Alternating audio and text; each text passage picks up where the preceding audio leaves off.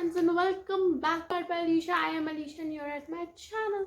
So if you haven't subscribed to my channel yet, kindly do. If you want to see art related work, DIY related work, interior design related work, check out my other videos.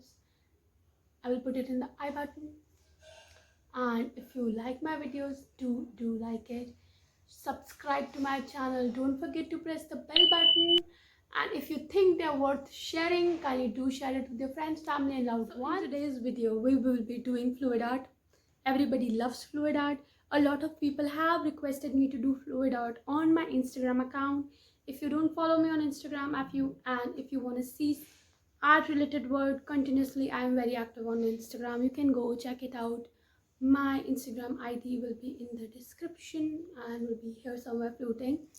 So a lot of people love fluid art, so do I, and everybody wanted to try fluid art, but the only problem is budget. Like, we don't want to spend so much and the result doesn't come out to be really good.